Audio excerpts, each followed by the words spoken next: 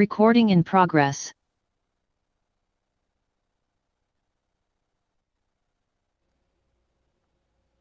கர்த்தருடைய பரிசுத்த நாமத்துக்கு மகிமை உண்டாவதாக. இந்த அருமையான தருணத்தில் கிறிஸ்துவின் நாமத்தினாலே உங்களை சந்திப்பதில் மிகுந்த மகிழ்ச்சி அடைகிறேன். ஒரு காரியத்தை குறித்து தியானிக்க போகிறோம். சங்கீதம் 62:9 வாசிக்கலாமா?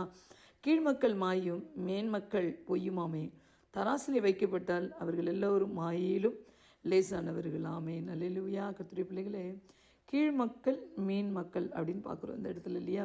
இது என்ன இந்த மாதிரி கீழ்மக்கள் மேன்மக்கள்லாம் சொல்லிகிட்டு இருக்காங்க அப்படின்னு பார்த்தீங்கன்னா, வேதத்தின் பிரகாரம் கீழ்மக்கள்னால் கர்த்தரை தெரியாதவங்க, கர்த்தரை அறியாதவர்கள் கீழ்மக்கள். மேன்மக்கள்னால் கர்த்தரை தெரிஞ்சவங்க, மேன்மையான காரியத்தை தெரிந்து கொண்டவர்கள். இவங்க 2 பேருமே பொய்யுங்கிறார்.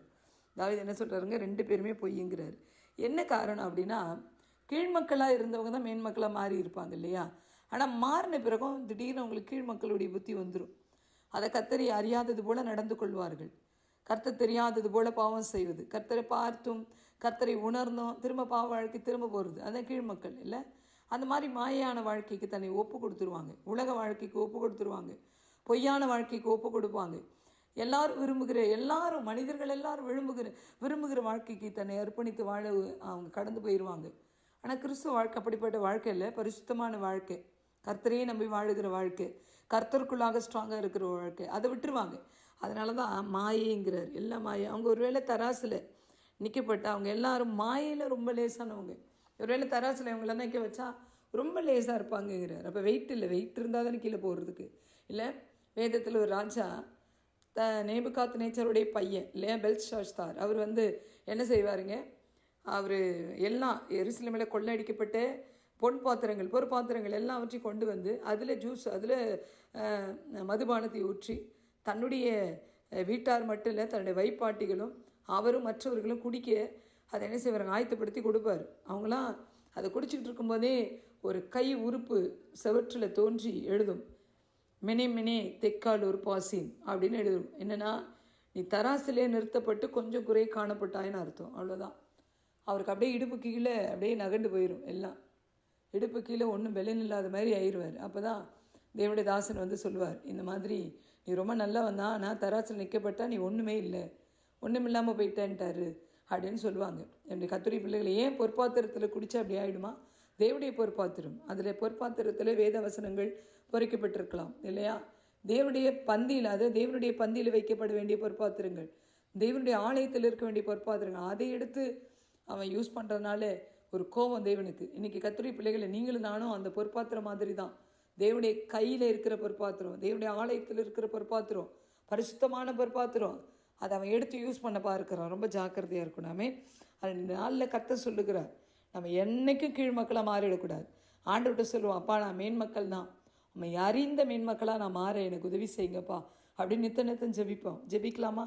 நல்ல தெய்வம், அந்த நாளில் கர்த்தர் எங்கள் கூட பேசியிருக்கிறீங்க, வார்த்தை முடியுது ஐயா, நாங்கள் கீழ்மக்களாக இருந்தோம், எங்களை மேன்மக்களாக மாற்றிருக்கிறீங்க, ஆனால் திரும்ப நாங்கள் கீழ்மக்களாக மாறி எங்களை தராசில் வச்சா வேல்யூ இல்லாமல் போயிடக்கூடாது ஐயா, எங்களுக்கு ஒரு வேல்யூ கொடுத்துருக்கீங்களே, அதை கர்த்தர் பெற்றுக்கொள்ள காத்துக்கொள்ள எங்களுக்கு உதவி செய்யுங்கப்பா. இதை கேட்க போகிற பிள்ளைகளை ஆசீர்வதியும். கிறிஸ்து நாமத்தில் பிதாவே, ஆமேன். God bless you all.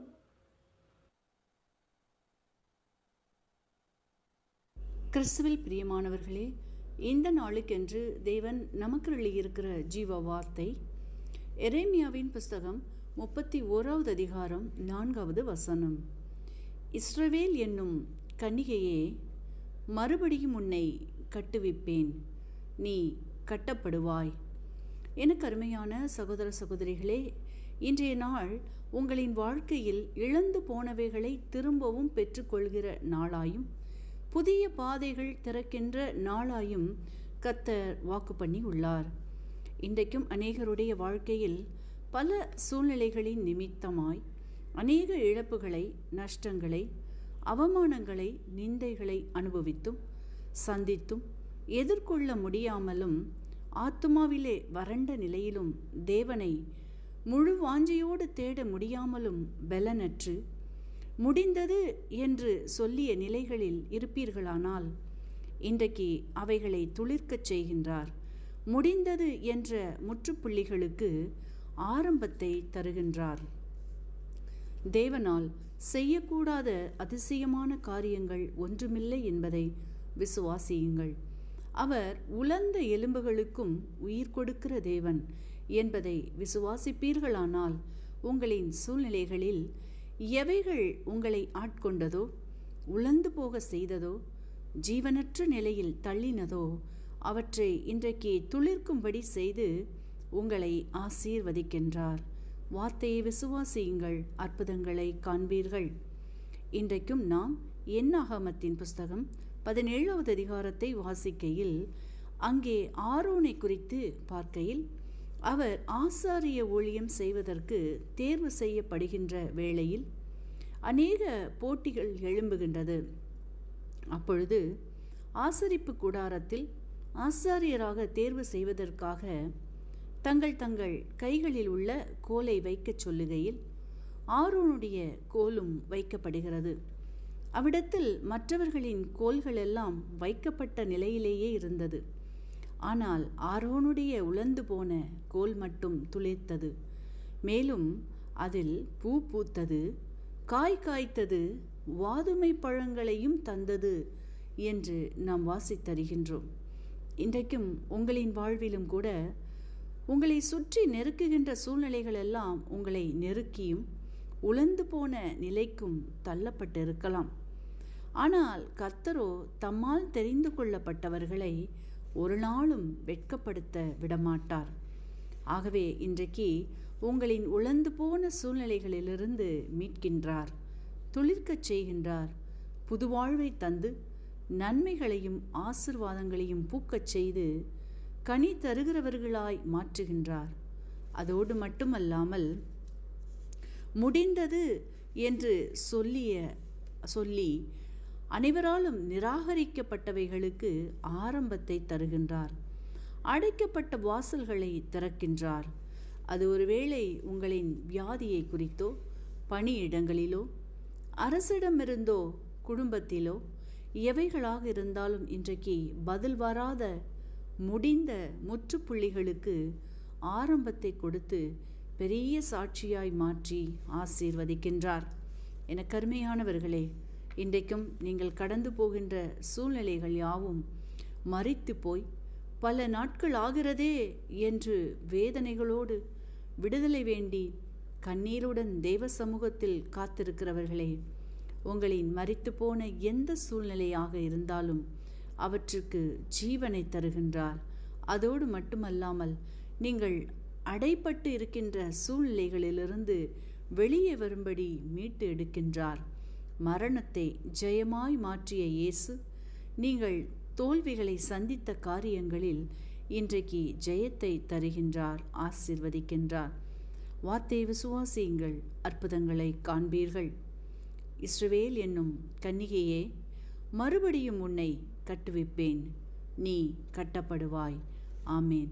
இன்றைக்கும் இந்த வார்த்தைகளை கேட்டுக்கொண்டு இருக்கின்ற உங்களில் யாரேனும் உங்களின் பாவங்களுக்காக மரித்து உயிர்த்தெழுந்த இயேசுவை அறியாமலும் விசுவாசியாமலும் இருப்பீர்களானால், இன்றைக்கு உங்களை ஒப்புக்கொடுத்து விசுவாசியுங்கள். உங்களின் பாவங்களும் மன்னிக்கப்பட்டு விடுதலையாகி ஆசீர்வதிக்கப்படுவீர்கள். இந்த வார்த்தைகள் மூலமாக கர்த்தர் இன்று உங்களை ஆசீர்வதிப்பாராக. கிறிஸ்துவுக்குள் பிரியமான சங்கமம் தமிழ் கிறிஸ்தவ வானொலி நேயர்களுக்கு அன்பின் வாழ்த்துக்கள். இன்றைய மன்னா, நீ நடக்க வேண்டிய வழியை உனக்கு காட்டுவேன். சங்கீதம் 32:8. பிரியமானவர்களே, தேவன் எம்மை 2 விதமான வழிநடத்தல்களின் மூலம் நடத்துகிறவராக இருக்கின்றார். முதலாவதாக, அவர் தமது கண்களினால் எம்மை வழி நடத்துகின்றார். என் கண்களினால் நான் உன்னை நடத்துவேன் என்பதன் பொருள் நான் உன்னை கவனித்து அன்புடன் நடத்துவேன் என்பதாகும். எம்மை மென்மையாகவும் அன்பாகவும் வழிநடத்த வேண்டும் என்பதே தேவனின் வாஞ்சையாகும். இவ்விதமாகவே ஒரு மேய்ப்பன் தனது ஆடுகளை நடத்தி செல்கின்றான். கர்த்தரே எம் நல்ல மேய்ப்பராக இருக்கின்றார். என் ஆடுகள் என் சத்தத்துக்கு செவி கொடுக்கின்றன, அவைகள் எனக்கு பின் செல்கின்றன என்று அவர் கூறுகின்றார். இரண்டாவதாக, அவர் தம் அன்பான கரத்தினால் எம்மை நடத்தும் போது நாம் அதற்கு இணங்கி ஒப்பு கொடுக்காத பட்சத்தில் ஒரு குதிரையையோ கழுதையையோ நடத்தி செல்லப்படுவது போல அவர் எம்மை கோலினாலும் கடிவாளத்தினாலும் வழி நடத்த வேண்டிய நிலை ஏற்படலாம். ஒருவர் கழுதையின் மேல் ஏறி சவாரி செய்யும் போது அது வலதுபுறமாக திரும்ப வேண்டுமாயின் அதை திருப்ப விரும்பும் திசைக்கு எதிர்ப்புறத்தில் சவுக்கால் அடிக்க வேண்டி இருக்கும். அதுபோல சிலர் தங்களுக்கு வியாதியோ அல்லது ஏதாவது போராட்டமோ ஏற்பட்ட பிறகே தேவனை தேட ஆரம்பிக்கின்றார்கள். ஆகையால் நாம் எம்முடைய இருதயத்தை கடினப்படுத்தாமல் இருப்போமாக. நாம் தேவனுடைய சத்தத்துக்கு செவி கொடுக்கிறவர்களாய் இருந்தால் அவர் எம்மை அன்பாகவும் தயவாகவும் மென்மையாகவும் வழிநடத்த தவறமாட்டார். இன்று உணர்வடைந்து அவரை துதிப்போமாக. தேவனுடைய வழிநடத்தலுக்கு எம்மை தாழ்த்தி ஒப்பு கொடுத்து ஜெபித்து கொள்வோம். அவருடைய தயமான வழிநடத்தலுக்கு கீழ்ப்படிந்து நாங்கள் எப்போதும் நடக்க வேண்டும். சுயசித்தம், தன்னலம், கீழ்ப்படியாமை போன்ற சுபாவங்கள் எம்மிலிருந்து கிரியை செய்யாதபடி எம்மை மாற்றிக்கொள்ள வேண்டும். தேவன் அவருடைய கண்களை எங்கள் மேல் வைத்து எங்களை சரியான வழியில் நடத்துபவராக இருக்கின்றார். கர்த்தருக்கு செவி கொடுத்து நடக்கிற இருதயத்தை எங்கள் ஒவ்வொருவருக்கும் தேவன் கொடுப்பாராக. தேவன் தாமே இந்த வார்த்தைகளை கொண்டு ஒவ்வொருவரையும் நிறைவாக ஆசீர்வதிப்பாராக. ஆமேன். God bless you. கிறிஸ்துவுக்குள் அன்பான அன்பு உள்ளங்களே, இந்த காலை வேளையிலும் நான் வாழ்த்துவதில் நான் மிக்க மகிழ்ச்சி அடைகிறேன். இந்த நாளிலும் 17ஆம் தேதி மே மாதம் 2026 ஞாயிற்றுக்கிழமை அதிகாலை வேளையிலே கர்த்தருடைய வார்த்தை இந்த நாட்களிலே நம்மோடு இந்த நாட்களில் இப்படியாக பேசுகிறது. சங்கீதம் 90ஆம் அதிகாரம் 15வது வசனத்தை வாசிப்போமாயிருந்தால், எங்களை சிறுமைப்படுத்தின நாட்களுக்கும் நாங்கள் துன்பத்தை கண்ட வருஷங்களுக்கும் சரியாய் தேவரீர் எங்களை மகிழ்ச்சியாகும் என்று கர்த்தருடைய வார்த்தை இந்த நாட்களை நமக்கு சொல்லுகிறதை பார்க்கிறோம். அருமை பிள்ளைகளே, இந்த வார்த்தையை நாங்கள் சற்று ஆராய்ந்து பார்க்கிற வேளையிலே இந்த வார்த்தை ஒரு ஜெபமாக இந்த நாட்களில் இருப்பதற்காக நாங்கள் கர்த்தரை ஸ்தோத்திரிப்போம். இந்த வார்த்தை ஒரு ஜெபமாக இந்த நாட்களிலே சங்கீதக்காரன் செய்கிறதை பார்க்கிறோம். எங்களை சிறுமைப்படுத்தின நாட்களுக்கும் நாங்கள் கண்ட துன்பத்தை கண்ட வருஷங்களையும் சரியாய் தேவரீர் எங்களை மகிழ்ச்சியாக்கும் என்று சொல்லி ஒரு ஜெபத்தை ஏறெடுக்கிறதை அங்கே பார்க்கிறோம். அருமையான அன்பு பிள்ளைகளே, ஒவ்வொரு மனுஷனுடைய வாழ்க்கையிலும் துன்பங்கள் வருவது சகஜம். ஒவ்வொரு மனுஷனுடைய வாழ்க்கையிலும் இந்த நாட்களிலே பாருங்கள், சிறுமை படுத்தப்படுகிற காரியங்கள் எல்லாம் இந்த நாட்களிலே இந்த பூமியிலே வாடுகிற நாட்களிலே வந்து சேரும் என்பதைத்தான் இந்த வார்த்தை ஊடாக இன்றைக்கு நாங்கள் காணக்கூடியதாக இருக்கிறது. அதை குறித்து தான் அவர் சொல்லுகிற வேளையிலே அந்த சிறுமைப்படுத்தின நாட்களையும் நாங்கள் துன்பத்தை கண்ட வருஷங்களையும் சரியாக தேவரீர் எங்களை இந்த நாட்களிலே மகிழ்ச்சியாக்கும் என்று சொல்லி அவர் இந்த நாட்களிலே கேட்கிறதை அங்கே பார்க்கிறோம். அருமை பிள்ளைகளே, நம்முடைய வாழ்க்கையிலே நாங்கள் கண்ட துன்பங்கள், நாங்கள் கண்ட அதாவது இந்த நாட்களிலே சிறுமைகள், இந்த நாட்களிலே எல்லாவற்றிற்கும் பதிலாக தேவனிடத்தில் இந்த நாட்களிலே நாங்கள் ஆண்டவரே நமக்கு இந்த வாழ்க்கைக்கு சரியாக இந்த நாட்களில் நம்மை மகிழ்ச்சியாகும் என்று கேட்போமாயிருந்தால் கர்த்தர் நம்முடைய வாழ்க்கையிலும் ஒரு மகிழ்ச்சியை தந்து இந்த நாட்களில் தேவன் ஆசீர்வதிக்க வல்லவராயிருக்கிறார் என்று சொல்லி இந்த வாக்குத்தத்தின் ஊடாக இன்றைக்கு நாங்கள் காணக்கூடியதாக இருக்கிறது. கர்த்தருடைய வார்த்தை இந்த நாட்களிலே நமக்கு நம்முடைய வாழ்க்கையை சீர்படுத்தும்படியாக இந்த நாட்களில் செயற்படுகிறதை நாங்கள் காணக்கூடியதாக இருக்கிறது. நம்முடைய வாழ்க்கையிலே நாங்கள் சிறுமைப்படுத்தப்பட்ட நிலைமை தேசத்திலே நாங்கள் வாழ்ந்த காலத்திலே பாருங்கள், அங்கே மற்றவர்களால் இந்த நாட்களிலே நாங்கள் ஒடுக்கப்பட்டு சிறுமைப்படுத்தப்பட்டு இந்த நாட்களிலே நாங்கள் வாழ்ந்தோம். அருமையான கர்த்தருடைய பிள்ளைகளே, அது மட்டுமல்ல, மற்றவர்களால் நாங்கள் இந்த நாட்களிலே துன்பத்தை காணவும், துன்பத்திலே இந்த நாட்களிலே நம்முடைய வாழ்க்கையிலே இந்த நாட்களிலே நாங்கள் ஒடுக்கப்படவும், இந்த நாட்களிலே அந்த வருஷங்கள் நாட்களை நாங்கள் சரியாக இந்த வேளையிலே நினைவு கூறுகிற வேளையிலே தேவன் இந்த நாட்களிலே அதற்கு பதிலாக ஒரு நன்மையான காரியத்தை செய்வார் என்று சொல்லி ஒரு விசுவாசத்தோடு இந்த ஜெபத்தை நாங்கள் ஏறெடுக்கிறோம். அப்படியானால் இந்த நாட்களிலே ஜெபத்தை கேட்கிற நம்முடைய தேவன் இந்த நாட்களிலே நம்முடைய சிறுமையை நீக்குவார், நம்முடைய துன்பத்தை நீக்குவார். அந்த வருஷங்களை இந்த நாட்களிலே அங்கே தேவன் மறக்க பண்ணி நம்முடைய வாழ்க்கையில் இந்த நாட்களிலே தேவரீர் அவர் நமக்கு மகிழ்ச்சியை உண்டாக்குவார் என்றால் ஆண்டவரை நாங்கள் சொந்த இரட்சகராக இந்த நாட்களில் ஏற்றுக்கொள்ள வேண்டும். கர்த்தராகிய இயேசு கிறிஸ்துவை நாங்கள் நம்முடைய இரட்சகராகவும் நம்முடைய மீட்பராகவும் இந்த நாட்களை நாங்கள் ஏற்றுக்கொண்டு இந்த நாட்களை நடப்போமாயிருந்தால் நம்முடைய துன்பங்கள், நம்முடைய சிறுமைப்படுத்த காலங்களை இந்த நாட்களில் தேவன் மறக்கும்படியாக தேவன் பரிசுத்த ஆவியானவருடைய வல்லமையினாலும் அவருடைய நிறைவினாலும் மகிழ்ச்சியாக இந்த நாட்களை நடத்துவார் என்பதைத்தான் இந்த வாக்குத்தத்தத்து ஊடாகவும் இந்த வார்த்தை ஊடாகவும் நாங்கள் கற்றுக்கொள்ளக்கூடியதாக இருக்கிறது. அருமையான கர்த்தருடைய பிள்ளைகளே, வேதத்திலே யோசேப்பினுடைய வாழ்க்கையை எடுத்து பாருங்கள்.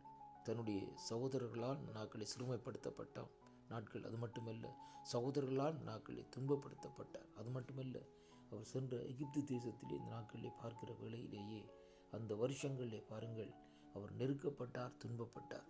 ஆனாலும் அங்கே ஆண்டவர் இந்த நாட்களிலே கடைசியாக அவரை மகிழ்ச்சியிலே இந்த நாட்களை நிரப்பினார் என்று சொல்லி இந்த நாட்களை பார்க்கிறோம். அதே விதமாக யோசேப்பினுடைய தலையை உயர்த்தின நம்முடைய தேவன் இன்றைக்கு நம்முடைய தலையையும் இந்த நாட்களில் உயர்த்தி நம்மை நடத்த வல்லவராயிருக்கிறார். இந்த வாக்குத்தத்தங்கள் நம்முடைய வாழ்க்கையில் ஒரு திருப்பத்தையும் ஒரு மாற்றத்தையும் கொண்டு வரும் என்று இந்த நாட்களில் நான் விசுவாசிக்கின்றேன். வாக்குத்தத்தங்களை விசுவாசியுங்கள், தேவனிடத்திலே திரும்புங்கள். அப்பொழுது உங்களுடைய சிறையிருப்புகள், துன்பங்கள், சிறுமைப்படுத்துகள், இப்படிப்பட்ட காரியங்களில் இருந்து தேவன் உங்களை விடுதலை ஆக்கி சந்தோஷத்தினாலும் மகிழ்ச்சியினாலும் தன்னுடைய ஆவியானவரால் அந்த நாட்களை நிரப்பி நடத்த தேவன் வல்லவராயிருக்கிறார். இந்த வாக்குத்தத்தங்களை கேட்கிற ஒவ்வொரு உள்ளங்களையும் கர்த்தர் நிறைவாக ஆசீர்வதிப்பாராக என்று ஆண்டவரும் என் இரட்சகருமாயிருக்கிற இயேசு கிறிஸ்துவின் இனிய நாமத்தில் இந்த நாட்களிலே வாழ்த்தி ஆசீர்வதிக்கிறேன்.